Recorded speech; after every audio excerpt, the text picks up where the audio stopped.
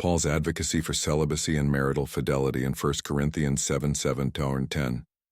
A pastoral response to cultural and eschatological concerns.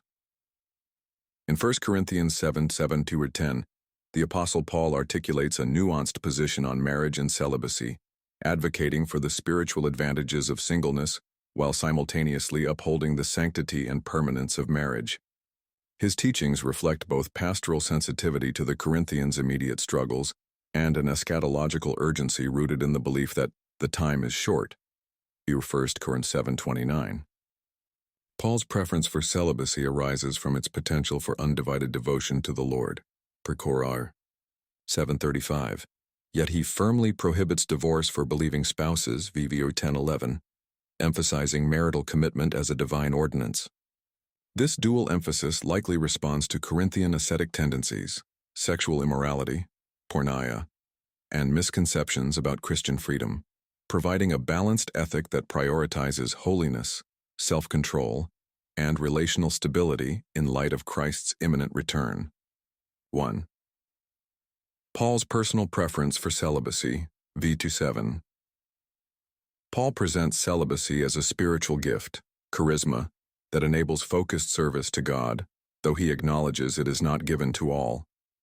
His view reflects an early Christian ascetic impulse, possibly influenced by Jesus' teaching in Matthew 19:12 and the practical demands of missionary life. 2. Pastoral flexibility and realism, VV 8-9. To the unmarried and widows, Paul advises celibacy if they can exercise self-control, but he permits marriage to avoid sexual temptation, porneia. This pragmatic approach counters both libertinism, which downplayed sexual sin, and extreme asceticism, which rejected marriage altogether. For prohibition of divorce, EV 10:11. Citing Jesus' teaching, Mark 10:9, Paul forbids divorce among believers, underscoring marriage as a binding covenant.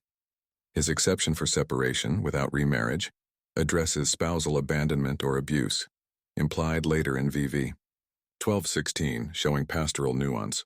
4. Eschatological context. Cor 7:26-31. Paul's emphasis on the present crisis, or verse 26, suggests his teachings are shaped by an expectation of Christ's return, making earthly commitments secondary. Corinthian cultural background. Corinth was known for sexual license, temple prostitution, and philosophical dualism. Some believers may have rejected marriage as unspiritual.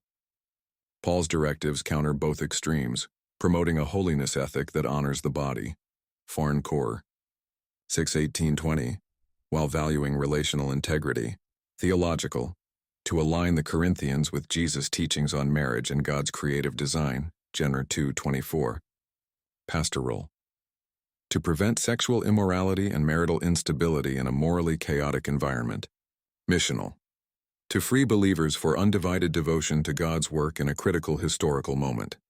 Paul's instructions in 1 Corinthians 7:7-10 reflect a careful balance between idealism, celibacy for the kingdom, and realism, marriage as a safeguard against sin.